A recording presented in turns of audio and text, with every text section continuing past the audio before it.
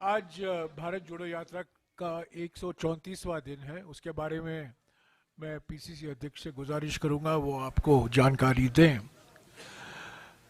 कल तक यानी कि 29 तारीख की शाम तक भारत जोड़ो यात्रा करीब 4080 किलोमीटर कवर करेगा कल शाम तक। यानी कि कल शाम चलना हम बंद करेंगे। 30 तारीख को हम चलेंगे नहीं। 30 तारीख को 10 बजे यहाँ फ्लैग होइस्टिंग सेरेमनी होगा राहुल जी के हाथ पर, और 136 दिन लगे हैं। उसके बीच में 9 दिन का ब्रेक था दिल्ली में, पर 136 दिन लगे हैं इस 4080 किलोमीटर करने के लिए। हमारे देश के अलग अलग राज्यों के, पहले से तमिलनाडु में शुरू हुआ, केरला, कर्नाटका, आंध्र प्रदेश, तेलंगाना, महाराष्ट्र, मध्य प्रदेश, राजस्थान, हरियाणा, दिल्ली, उत्तर प्रदेश, फिर हरियाणा, उसके बाद पंजाब, उसके बाद हिमाचल प्रदेश, उसके बाद फिर पंजाब, और वहां से जम्मू एंड कश्मीर। कुल मिलाकर 75 जिले से हम गुजरे हैं। 75 डिस्ट्रिक्ट्स कवर हुआ है हमारे देश का, जिसमें से 5 जिले जम्मू के हैं और 5 जिले कश्मीर में हैं।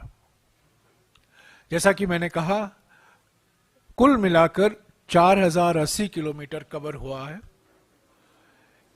136 दिन में से 116 दिन चलने का दिन था, और जब हम चलते थे औसत के तौर से रोज 23-24 किलोमीटर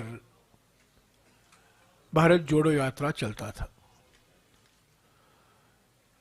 आप जानते हैं कल दोपहर को 3 बजे राहुल जी प्रेस को संबोधित करेंगे।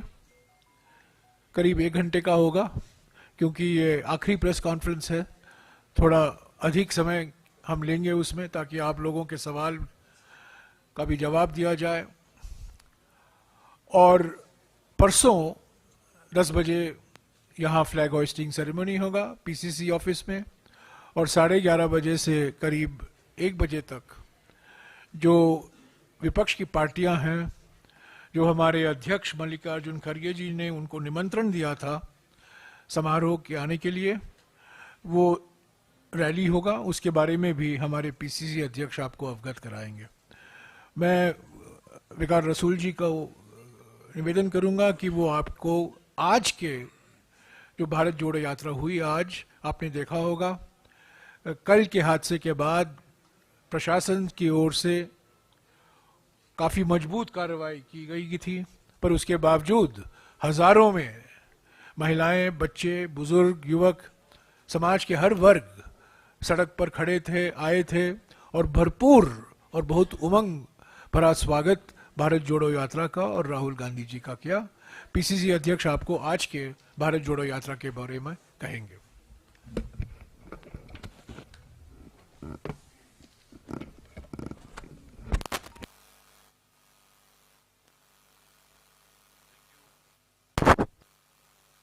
Hello, thank you Jairam Ramesh ji, हमारे जो मीडिया के इंचार्ज है ऑल इंडिया के, हमारी Rajni Patil ji in-charge Jammu Kashmir, honourable MP भी हैं, गुलाम अहमद मीर साहब former PCC president, chairman media department AICC Pawan Khera ji, हमारे भारत सोलंकी साहब former union minister, Naeem Afzal साहब स्पोक्समैन हैं एआईसीसी के, मनोज यादव जी हमारे ज्वाइंट सेक्रेटरी हैं, को इंचार्ज हैं जम्मू कश्मीर के, रविंदर शर्मा जी हमारे चीफ स्पोक्स पर्सन, इनका नाम अच्छा सॉरी, विनीत पूनिया जी, ऑल इंडिया कांग्रेस कमेटी के सेक्रेटरी हैं, इंचार्ज कम्युनिकेशन डिपार्टमेंट। तो भाइयों, आपका बहुत बहुत शुक्रिया कि हम आपको बुलाते हैं और आप हमेशा हमारी गुजारिश पे अपने कैमरा और पूरा सिस्टम लेके पहुंच जाते हैं। बहुत बहुत शुक्रिया सबका।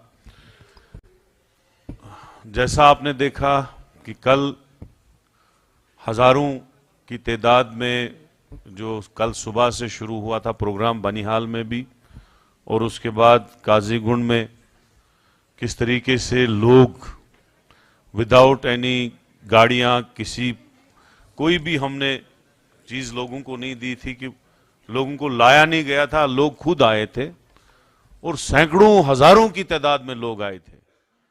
और वहां पे सिक्योरिटी फोर्सेस कम पड़ गई थी। मैंने ये नहीं, एडमिनिस्ट्रेटिव फेलियर तो है ही, वो का इसलिए पड़ा कि शायद गवर्नमेंट को पता नहीं था कि इतनी तादाद लोगों की आएगी, तो उसके बाद यात्रा को सस्पेंड करना पड़ा मजबूरन। तो आज जो सुबह से यात्रा शुरू हुई, टोटल 13-14 किलोमीटर की यात्रा थी, और आपने देखा कि इतना स्ट्रिक्ट जो है पूरे रोड्स जो हैं बंद किए गए थे, ट्रैफिक सारा बंद किया गया था, लोगों को काफी दूर से आना पड़ रहा था, उनकी मुश्किलातें थी।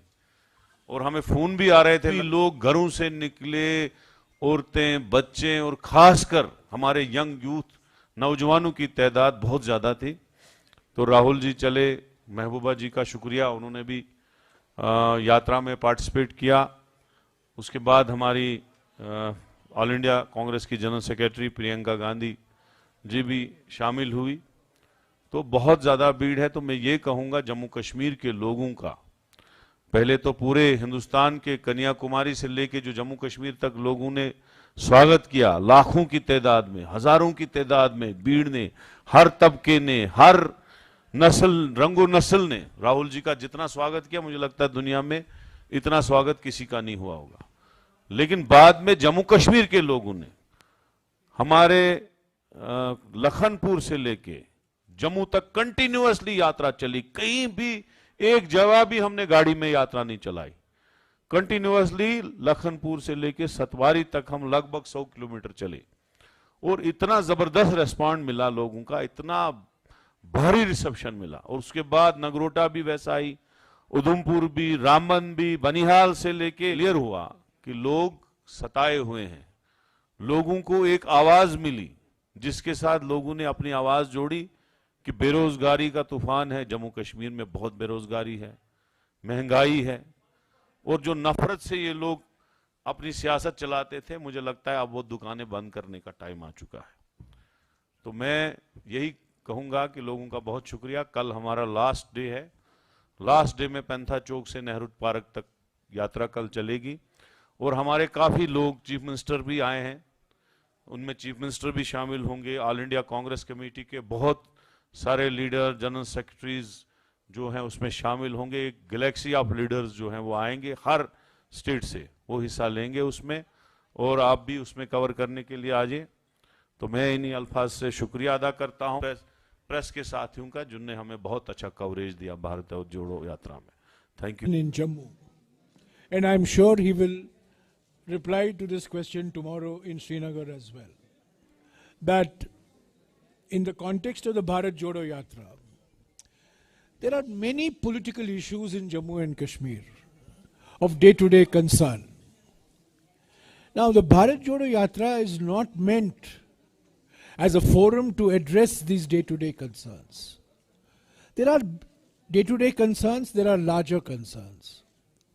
But we believe, the Congress Party believes, and Mr. Gandhi has articulated this earlier, restoration of democratic process in Jammu and Kashmir is of utmost urgency and priority.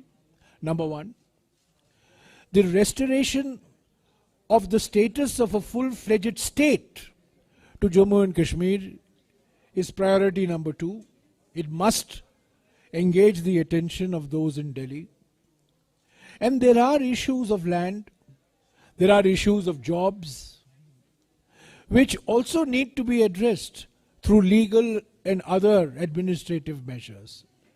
But all this has to be done only when the democratic process is restored fully and Jammu and Kashmir is once again a full-fledged state of the Indian Union, with Ladakh enjoying the constitutional powers under Schedule 6.